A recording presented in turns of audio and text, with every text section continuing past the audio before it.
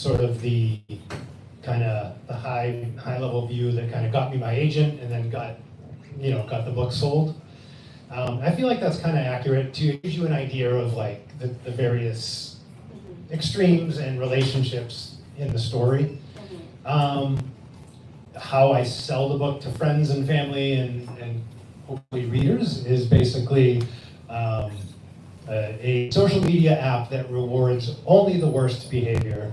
And we are kind of in this addiction story, watching somebody grow addicted to the infamy that it gives her and watch her spiral down as she ascends in her mind. Yes, and we will talk about that ascension so much. I want to start the whole atmosphere of this book. There are so many, so this is just like a thrill ride. But as I was saying in the back, there are so many ideas, and like the frame of reference is so clearly rich in horror lore. And at the end of the day, I feel like just having so much fun writing it. So how does fun play into your understanding and enjoyment of the genre? I think fun is sometimes lost these days. I think fun is almost like, well, if it's important, it can't be fun. If there's a message, it can't be fun. And I wish, that was something that people would, you can do both. You can tell your story. It can be as important as you need it to be, but it can still be fun too. And that's the things I look for when I read a book. It's what I respond to, because I still want to escape. I want a little escapism. I want to laugh a little bit. I still want whatever the message is, whatever the author's, purpose is. But so to me, this story, it had to be fun. It had to be something that I would want to read. I would want to keep turning those pages. I felt like this story, you couldn't do that unless it was fun. Absolutely. And I think what you're doing is essentially talking about what online behavior is already like, and then you're marrying some of the darkest parts of the internet to the most public parts of the internet, and then pushing both those things towards an extreme version of yourself. And I think to a certain degree, like in order to get that extremeness, you need to lace it with humor, because otherwise it actually rings less true. Right. That's true. And the more extreme parts of the online, as you said, like just a funny aside, I mean, it's a little scary how fast from the time I started writing the book to now, it's like, well, those extremities are, they're almost not even in the shadows anymore. They're like everywhere, and like that's the funny part of the book. It's really not that funny, but you just kind of see that everywhere, and it's hopefully there's still a satirical edge to it, that makes this more palatable. But no, that's totally true, and it must have been sort of an alarming thing to experience throughout the publishing process, because you can see, like you said, you can see online spaces that used to be really well moderated or very mainstream, really twisting in their user base and in terms of the content, and the things that people feel empowered to say and to suggest and to threaten have really changed. Yeah, I thought I was being a little more sly when I started writing it, and then the world kind of changed so much that it was like, well, I guess we just do that now. Yeah, exactly. Okay, so this is actually nonfiction. So you have a lifelong adoration of horror, and you've engaged with it in a lot of ways. Can you talk about some of the ways that it's been part of your life and your career? Yeah. I mean, it started, it was kind of going way back. It was a two-pronged approach. My mom would go to garage sales, and she would always buy me horror books because I was interested in horror, even as a kid. And so she would just buy paperbacks. Like if there was like a horror paperback at a yard sale, she would buy it. And on the other side, my dad would take me out on like a Saturday, and he would just be like, oh, you want to rent a movie? Like Halloween was good. And as a kid, I'm like, oh, okay, so that kind of, you really have no chance when you're that young and these things are being kind of imprinted on you. Like you're gonna take it. And it became something that I became really interested in. And I was reading a lot, and I was reading a lot of stuff that was probably way too old for me, but in a really weird way. Like I think I think it helped. It was educational and it was sort of foundational. And it's kind of like you learn about the world sometimes more in that stuff than you do, it's like people would say, well, how do you know about that? We haven't gone over that in school yet. And it was like, well, because I'm reading The Keep by F. Paul Wilson. And so and so it's just kind of pick up that sort of stuff. But yeah, so that was that. And then, I always kind of liked just obviously talking about horror movies, horror books, and everybody was on the message boards back in the early 2000s, and that was a thing. And then I kind of I fell in with people that ran various websites, and it was like, oh, you should talk about your Puppet Master obsession with us, and so it was like, okay, I will, and I'd write an article that way, and so it just always sort of, I always found it. I could always find where there was somebody willing to give me a few bucks to talk about whatever I was interested in. So it just kind of never really left me, and I always kind of knew I wanted to parlay that into fiction eventually. Well, speaking of nonfiction, in your bio on your own website, you say that you like tracking down obscure slasher films and hope to one day parlay that knowledge into a definitive history book on the subject. So first of all, have you ever written any of that down? Have you worked on that potential book? Yes, I have with a friend. I have a friend of mine. His name's Brian Collins, and he ran a blog for years called Horror Movie a Day, where he literally watched a horror movie every day for I think 5 years, maybe 6 years, and he would blog about it every day, never missed a day. And so we have been talking just for years, because it's funny, we both like slasher movies, but we never agree. So it's like, he's like... Oh, that's perfect. You need a friend like that. I think the best thing in the world is to have a friend where you have all the same interests and completely different opinions. Exactly. It's very adversarial sometimes. It's like, you think prom night's good, you're an idiot, and it's like that kind of stuff, but it makes for a lively conversation. So one of these days we're going to do it. It's just sitting down to write it. But we've done notes, we've done outlines, we kind of had a conversation. What does it look like? We kind of know that stuff, so. Wonderful. Are there a couple of movies that you know would be in it? You got to talk about Sleepaway Camp and Prom Night and Terror Train and all those good VHS classics that kind of really forged that genre. The only real hesitation is Steve has kind of beaten us to the punch. Oh, yeah. He's just done it in his own slasher books, which also double as their own referendum on slasher movies. So I'm reading those and I'm like, he's done it. Well, the good thing about horror is that beneath the layer of, as we've discussed, I feel like there's almost always more to say, because horror has that tremendous capacity for combining the dreadful, and the deeply socially meaningful, and I think you can usually draw new stuff out of old material. You can, and stuff changes. Endlessly. Even if the movie doesn't change, people's interpretations of things change, and in really interesting ways.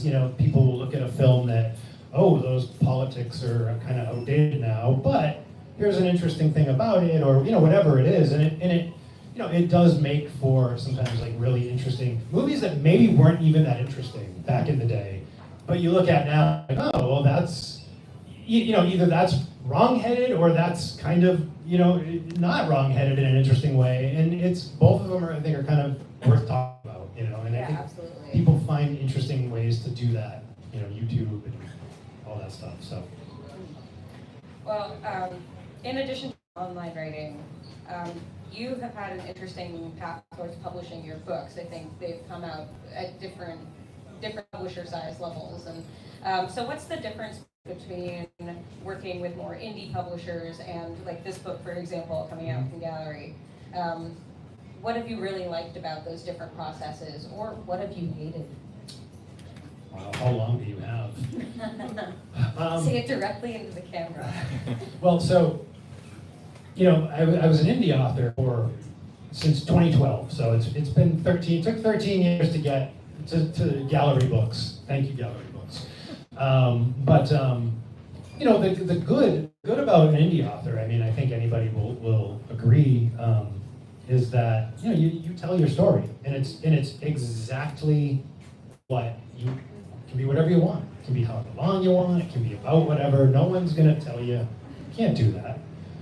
That's not to imply that anybody told me you can't do that with this book. That's actually not the case, but I just mean, you're not, there is nobody else. Like, you don't want there to be anybody else involved. Like, you can just write your book, publish it, or, pitch it to an indie press.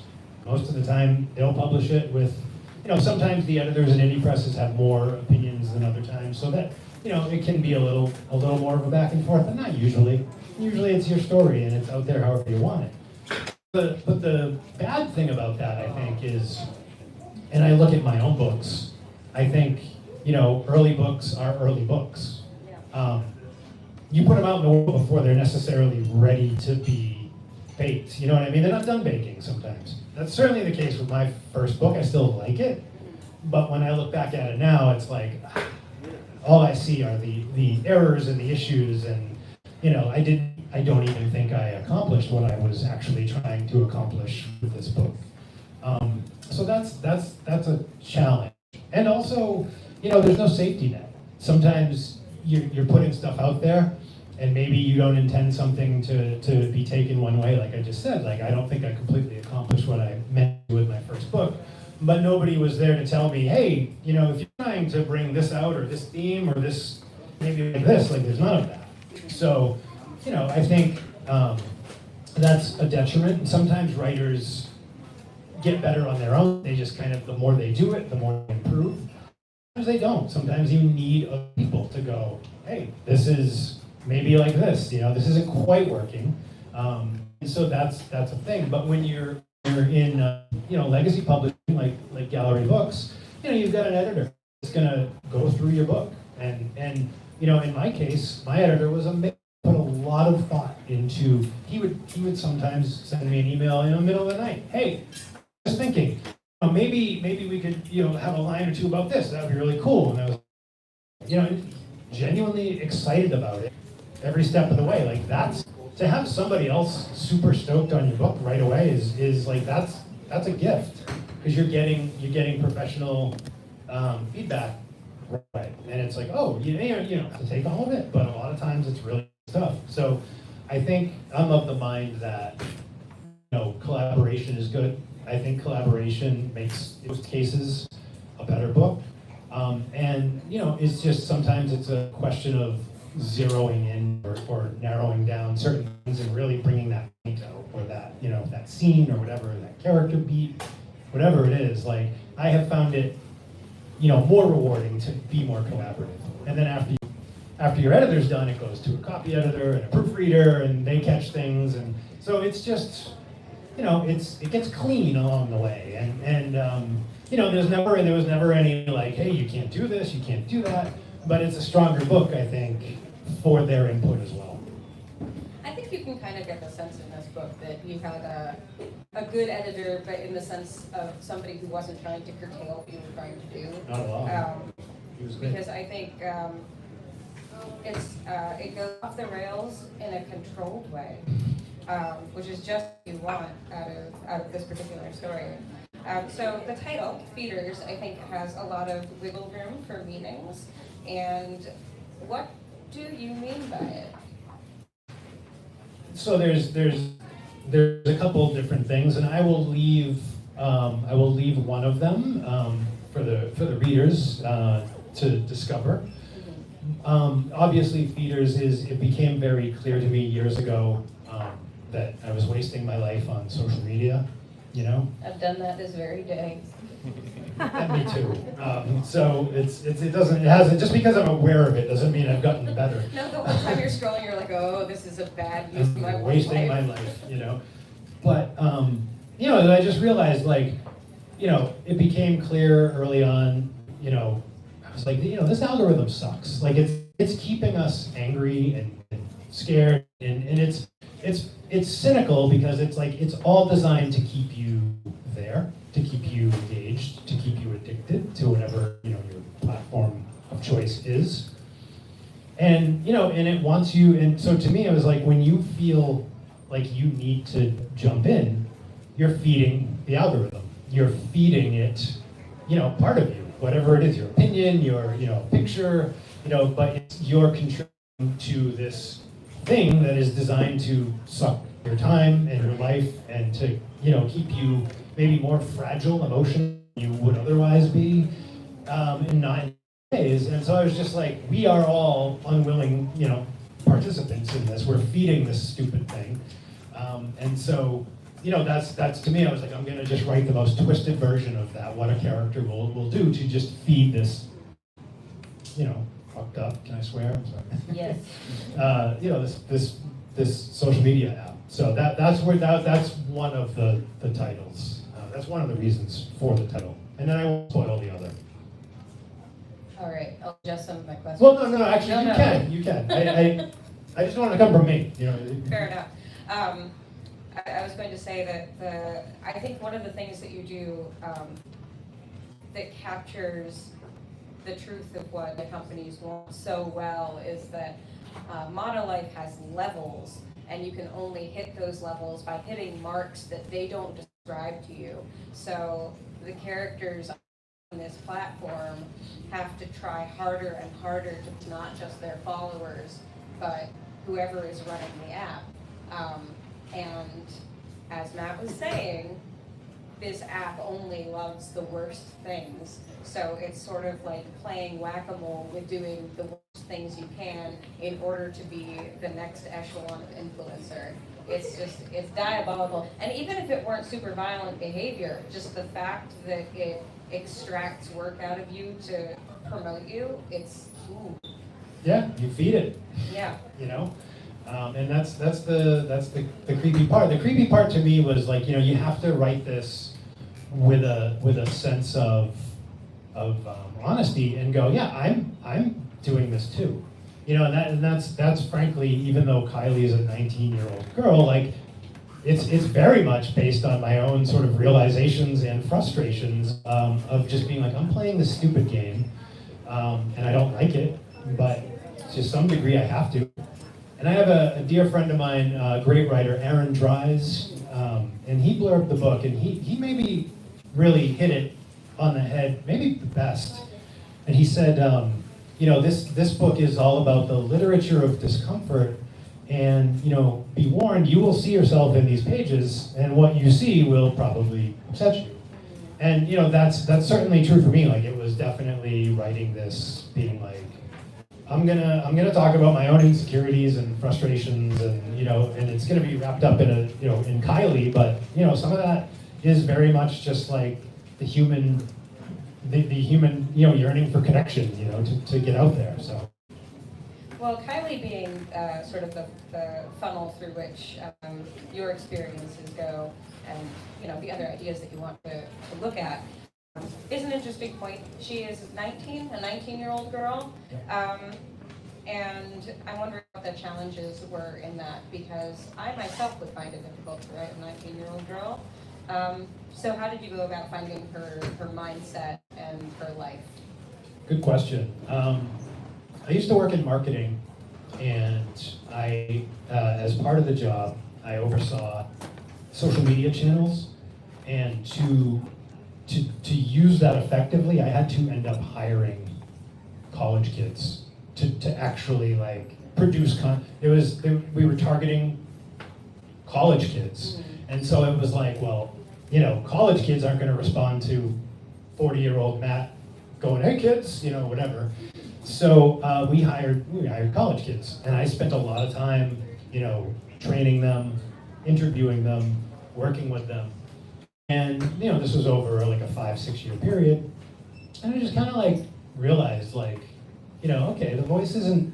I'm older, but the voice isn't that different. Like there certainly were certain things that are, but and these were kids from every walk of life, every single walk of life you can name, and they all had sort of like common stresses, common goals, common anxieties. And so it was interesting to see that, because it was like I said, you'd have two kids that had nothing in common, but then you're talking about what they want out of life or what they're afraid of, and it's all kind of the same stuff.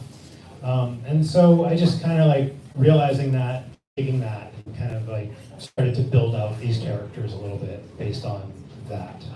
Well, what does Kylie want? Kylie, she wants she doesn't really know. That's the thing. And you know, there is a point in the novel where somebody asks her, well, what else do you want? She just kind of says, there is nothing else. And that's sort of, you know, that's the point, part of the point of the book is just that, like, you do have people that just, for them, their followers, the attention that they can get on those apps, that's everything. And, you know, if you don't have that, you're not alive, you're not relevant, you're not seen.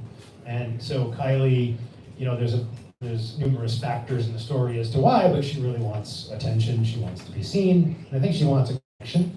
She doesn't really know exactly what or why, but that's kind of the, you know, the sad part of it, if you will, in a certain way. Oh yeah, absolutely. I think you don't have to agree with what she does, but you can feel bad that she thinks that that's what she needs to do. Yeah, so you weren't upset about the likability factor, right? Oh, no. No, I also have read online, and I know that some people don't like that there aren't a lot of likable people in the book, but I'm sorry, it's a book about people being really evil on the internet. I don't think that you have to have a lot of sympathetic traits when That was my thought. you know, when you've turned your whole life into that. You know, you can read about people being unpleasant, just be like, that is one unpleasant person. It's fine with me. You know, it's not least in horror. Right. It's totally okay. Yeah, I mean, you know, if you're reading a horror novel, there's a good chance people are gonna do horrible things in the novel, right? So, Yeah. yeah. And actually, that leads to a great, because something I love about Kylie is that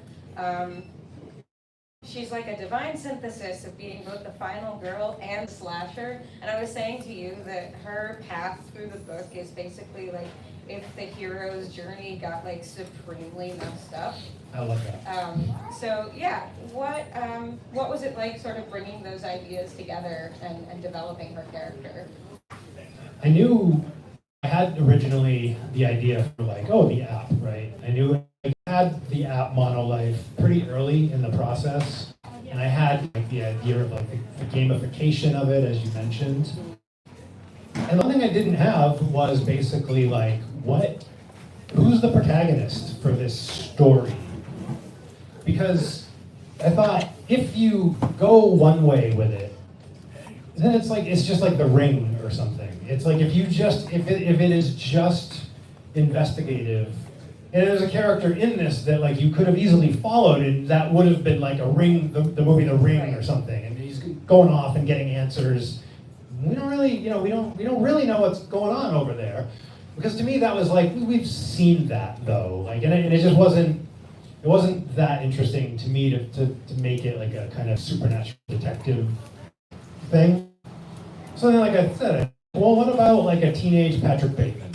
You know, where like, and that kind of like how she first came to me was like just somebody that's just completely psychotic. That psychotic things can happen to her, and she doesn't really react. Right. You know, and then as the more I sat with that, the more interesting that became, because I was like, I don't know where that goes really.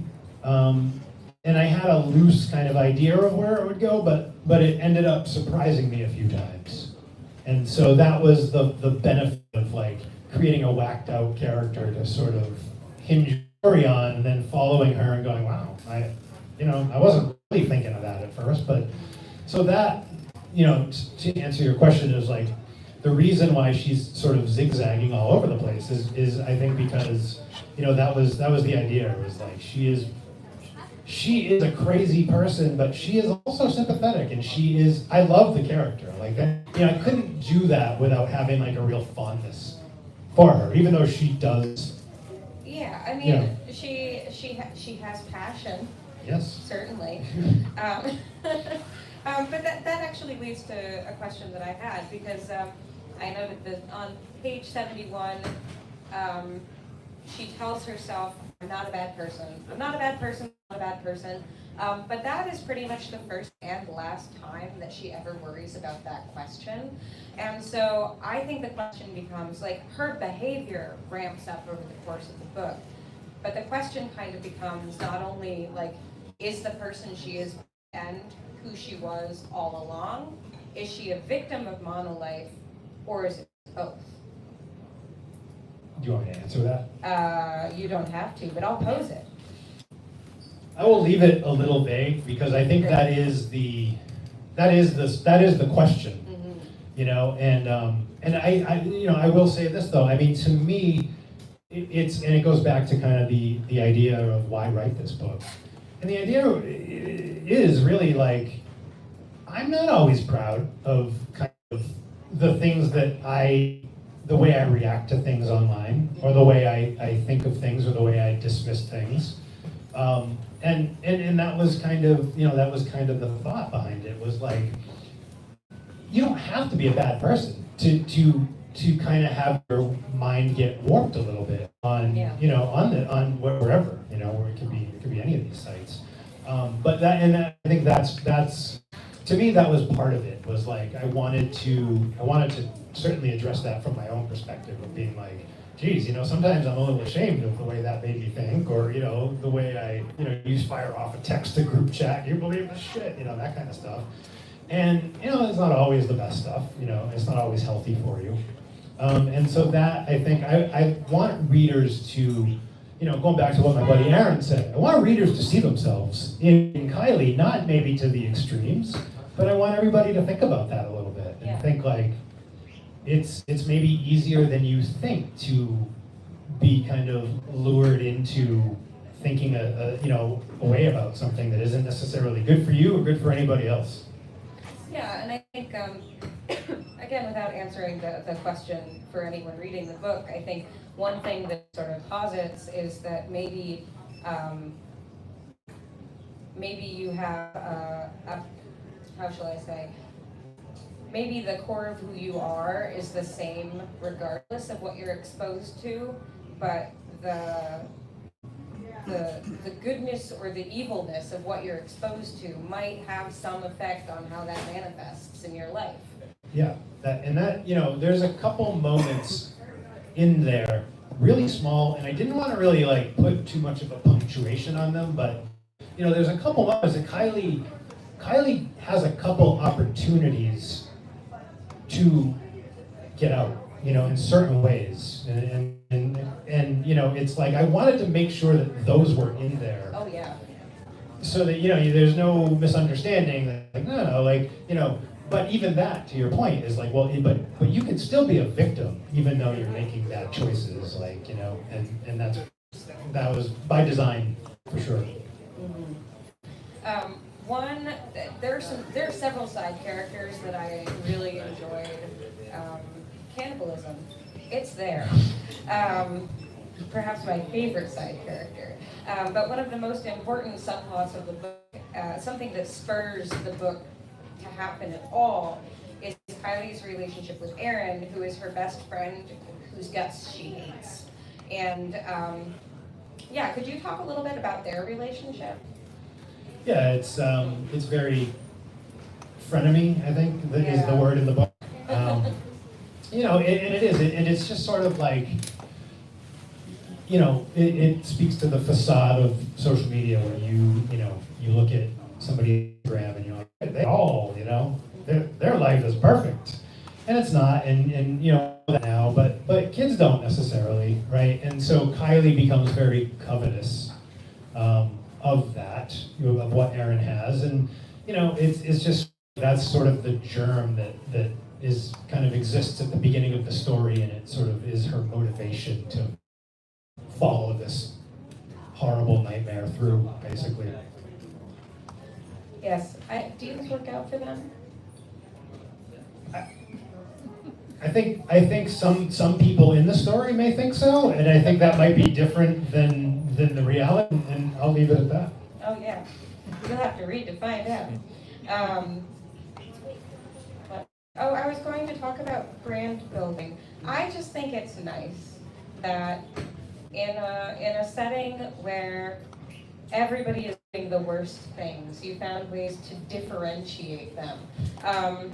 And it's all quite horrible. But did you have a fun time figuring out everyone's brand? Oh, that was, yes. A little embarrassing how much fun that was, because, you really are going to some terrible places to find those brands. But I definitely made myself laugh a couple times, writing some of that stuff down, because it goes there and you're like, okay, like I'm not proud of this, but it's not me. It's not But as a me. writer, you can. Yeah. Yes, Yeah. absolutely. Yeah. But it is nice because you put that care into that, because you go through the trouble thinking about specific ways people can be awful on Monolife. I think it makes it resonate more strongly with the real social media that we see, where yes, people have a brand and they stick to it, and then they just hone it and perfect it. And whether there's good or evil in that, sort of a more complicated question in the real world anyway. Right.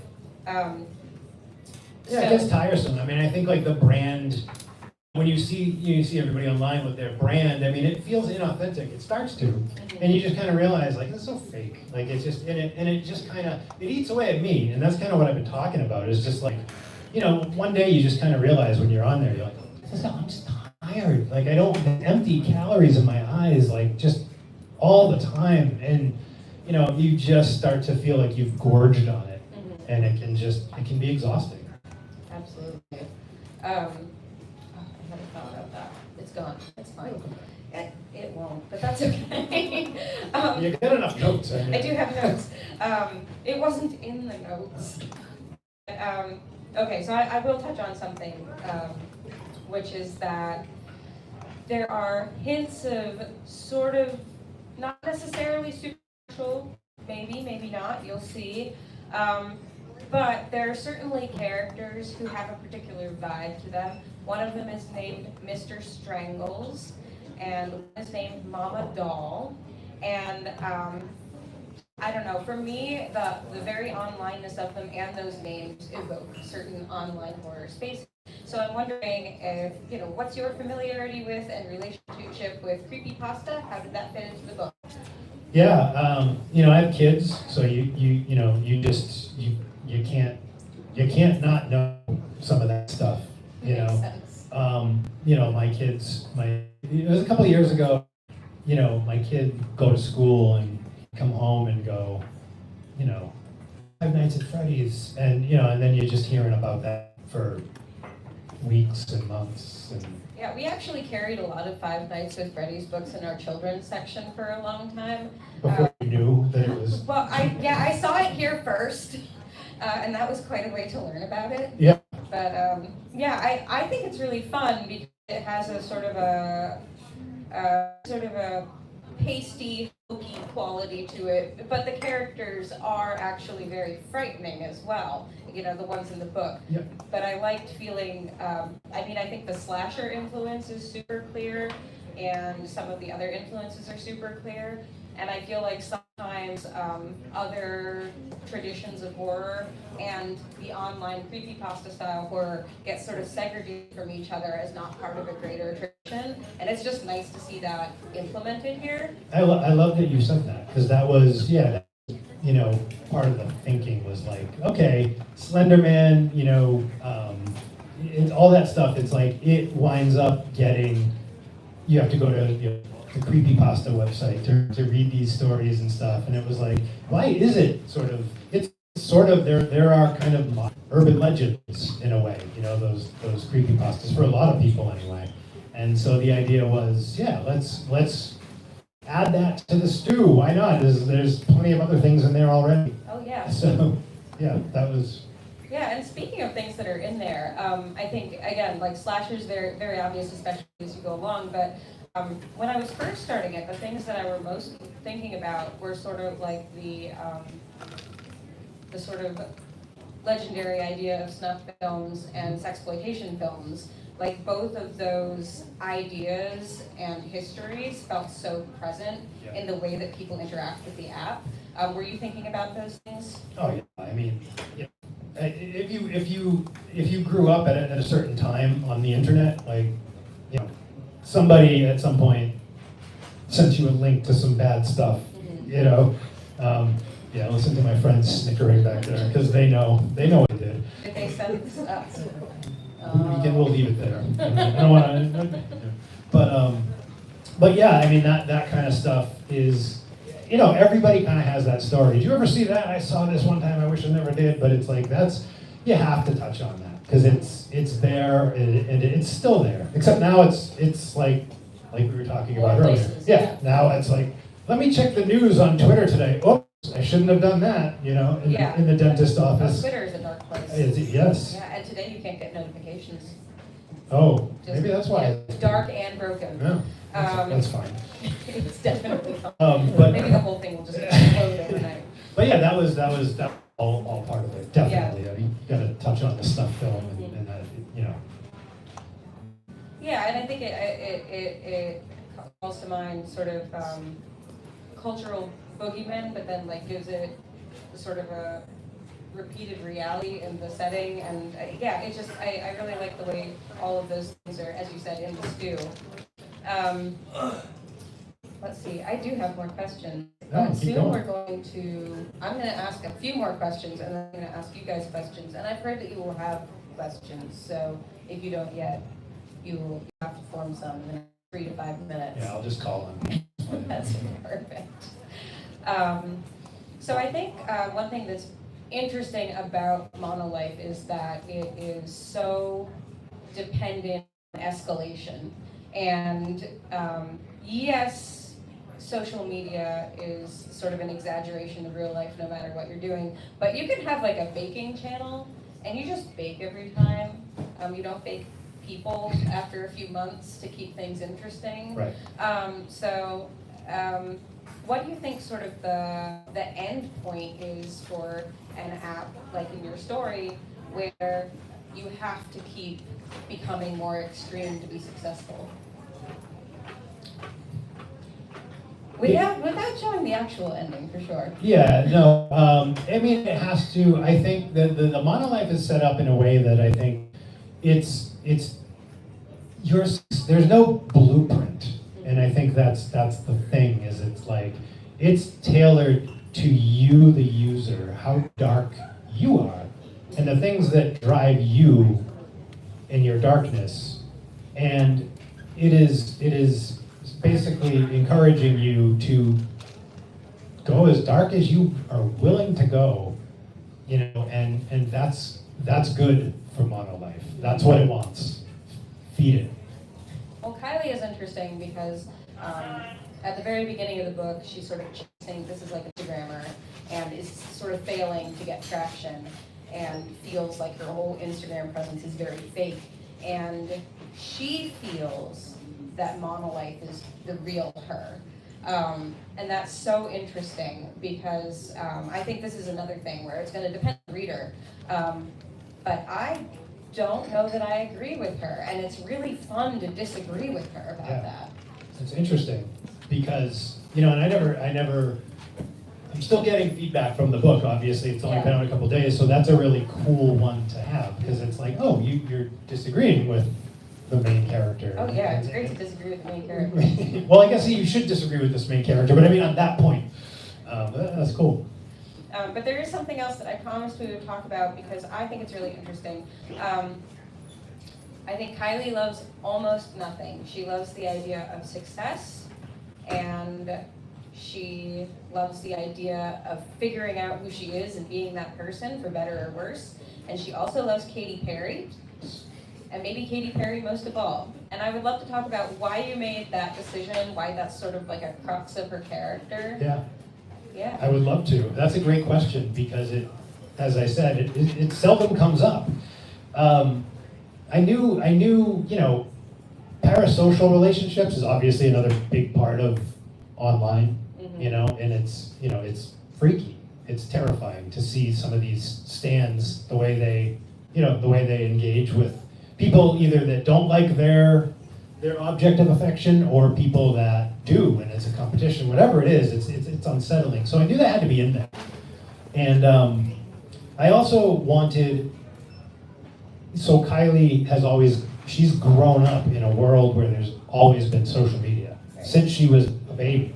I was thinking back to, okay, like the end days of MySpace, the beginning of Facebook, and Katy Perry kept coming into my head because I was like, I remember at that time there was nobody bigger than her. And I just remember like seeing people share her videos on early Facebook all the time. Like, I think early on she was the most followed Twitter person, you know? Oh yeah, and you note that in the book. Oh, okay. Yes. Yeah. Well, I had to do I did a real deep dive into the Katy Perry lore that doesn't come natural to me, but I had to do it. Yeah, for the when book. you mentioned Travie McCoy, it was sort of a jump scare.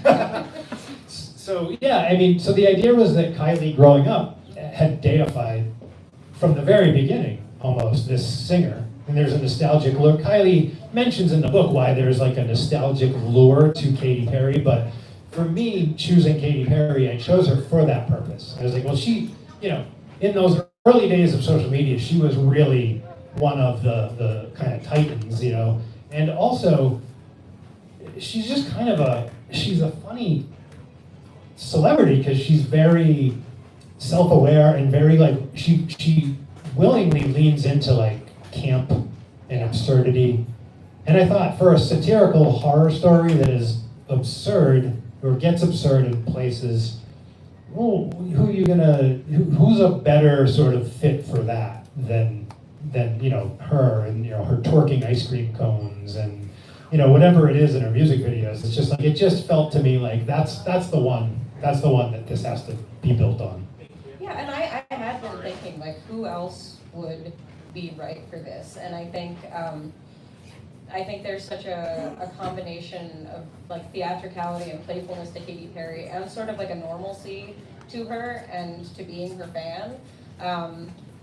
It doesn't feel as weird as some pop stars that used to be into, and so yeah, she just feels like she fits the bill perfectly. That was my thought. Yeah, and also it's just I think you really hit it where you want that parasocial relationship to be unnerving, because this is the one thing that Kylie truly uncomplicatedly loves, but what is it that she actually loves? Right.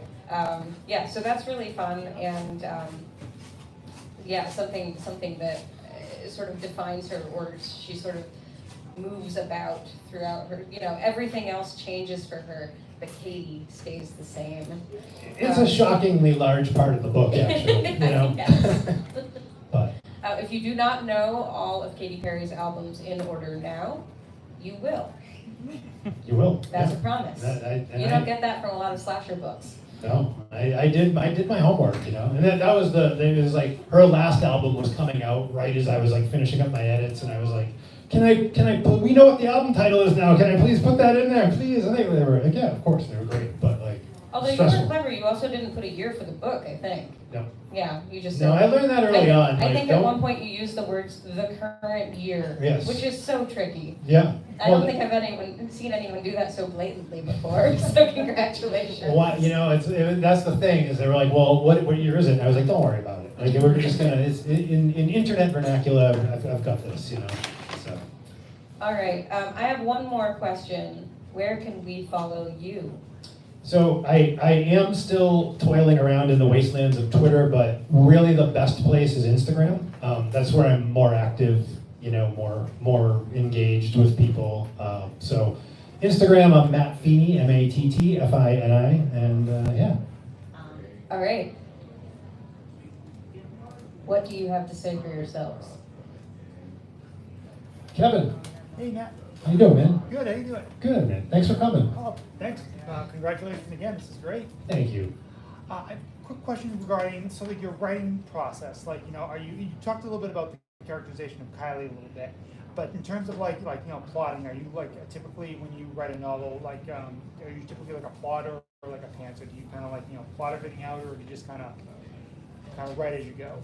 Yeah, I outline, but it's a very loose outline. It's I kind of want to get here by Act 2, kind of want to be here. I knew with this book, I knew what the last 100 pages was going to be, pretty early. And so I was kind of okay, I know that's where it ends up, but, there's a lot of stuff that has to happen first. And I kind of, outlined that, but it ended up changing a lot too. So it's because I think if you outline so stringently, it gets boring. It's you give yourself the kind of room to go, not this, but this, that's kind of my process. Anybody else? Steve? So what do you, if you're struggling on a page or an idea, like how do you push away? How do you kind of decompress and then kind of get back after? What's your process there? I will, if I'm really struggling, I'll go, something happens here in caps. And then I'll just go on to like, whatever the next scene I want to write is. Because usually if you're stuck, it's like your brain is telling you like, we don't know yet how this should work. But you always kind of know like where you're going, so you just go to the next piece. And you kind of, Pat, you're a writer, do you agree with that? Yes. Yeah. I mean, you just kind of go to the next piece and then you kind of know from there. You know. Sean? Do you think it's harder across everything you've written? Is it harder to write? Like, you guys were just talking about, like, what year is it in? Like, within the past decade or so, how prevalent smartphones are and technology, is it harder to write something that takes place in the now as opposed to like doing a period piece, something where, you know, I know like a common thing like in movies when in slashers in the 80s, you know, all the teenagers didn't have cell phones, you know, and it was kind of easier to isolate people. And nowadays, there's almost no such thing as isolation. So is that hard to account for? It was for this because it's obviously a very like current year book. And so you want to be careful because it's like no matter what you do with a social media book, it's gonna be dated at some point. You know, it's just going to be. I tried to not be so crazy with like online talk because it was like that's gonna be, you know, like in my earliest draft of the book, there were things 5 years ago that now are not even said anymore. So I took a lot of that stuff out because I was just like, you know, people are gonna think it's outdated, and already I've seen some people go, this guy thinks kids like Katy Perry, and it's like, so there's that too, and I'm like, no, but that's fine, like that's a reader interpretation. I don't, you know, that's fine, but they think you're outdated in that way, and then you know, of course, with like, you know, stuff like the TikTok ban. I'm writing, you know, we were going through in December and January, and I'm talking to the editor going, you know, do I have to take the TikTok references out of this? Is that going to be banned by the time this book comes out? Is it going to be outdated? You know, and like, you know, Twitter became X over the, you know, between like when it was written and when it came out. So there was a lot of like I said, like Katy Perry dropped a new album, and I'm like, what's the title? And we didn't know what the title was, and so there was like all these things where it was like, you're trying to write this book that's relevant, and you're already like struggling to be relevant, and you know, I think you just mitigate as best you can and just go, you know, you can't, if you're telling a social media story, you cannot, that stuff will drive you crazy if you let it. So just mitigate the best you can and hope for the best. That's what I did. Well, I was actually thinking about that when I was reading, because Monolife is the only, I hope, fake app that you mentioned in the book. Because I have read a lot of books where any social media or brand that is mentioned is entirely fictional, and you can tell what it's a corollary to, but it's not the real name. And I actually thought that, well, two things. One, I thought it was really interesting that you chose to make everything but Monolife a real thing. And second of all, I loved that the only place that anyone could find a single reference to Monolife on the regular internet was 4chan. That was like maybe one of my favorite jokes in the book. Thank you, and you're the only person that's brought that up so far. So that is, that's Well, it again, was good. well played, well played. Is there any particular like event that gave you inspiration for this, whether it be like an offline event like Columbine or any of the more like live streamed events that have happened recent past? I think just the general realization of like people are being driven crazy by, you know, and I talked about this on one of the podcasts I did where I just said, over my life in the last 6 years or so, I've seen people lose their minds and in different ways. Like people that don't know each other, that ideologically aren't the same, but friggin' lost their minds. And the one connection was like they're too online. And that's not, I don't mean, like I don't want this book to sound like it's a moral panic, because I think it's a pretty funny, fun horror book at the end of it. I don't want to make it sound like homework. But that was when I had written it already, but that was when I realized, like, you know, cooking with gas, because these people in my life that I know have like just gone nuts, and it's like, you know, I'm really onto something here, you know, that's the, and it's not funny necessarily, but it's like, but you just kind of, it's sort of like, it's to the point of the book that it's like, that can happen, and I bet everybody in here to some degree has probably knows somebody that you know that happened to in some way. So that was, you know, it started with me realizing in myself, like, I don't really like what's going on. I gotta decompress and get away from this. And then it just compounded as I was watching other people and observing, and it went from there. Good question though. We have time for one more, if anyone's got one. You talked before about the difference with small press and then this book. In terms of the process of writing it, I mean, there was no way you could predict that this would in fact 100% be published by this publisher. But did you feel like there was any profound difference in the writing process with this one? Like, did you have any inkling that it would be successful in this way? Did you have an existential crisis and have this great idea and think, what if I can't implement it? Did you want to trash the whole thing at any point? That's a great question. No, I knew when I finished it. It's probably the only book I ever finished, and I said, I've got something here, and I knew it. I didn't know exactly what, and I didn't think a major publisher would publish it, because I was like, goes too far. There's taboos in there that, you know, I haven't seen in major publishing lately. And so I just was like, but I'm gonna try my best, because I think, you know, as the kids say, I think I cooked with this one.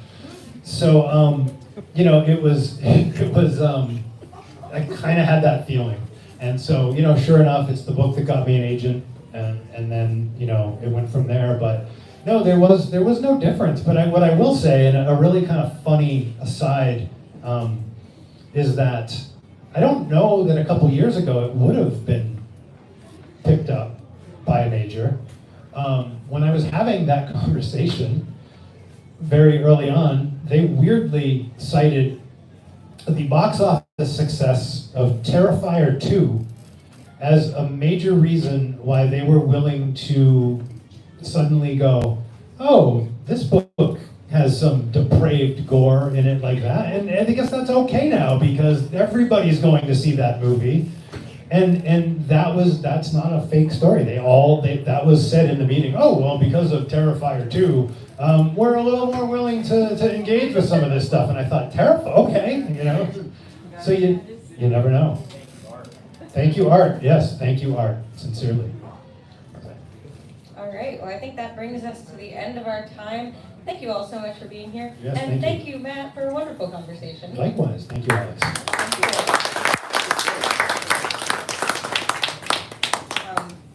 If you have not bought your several books, you can do so over at the register. Please Daily. go buy. Everybody, please go buy.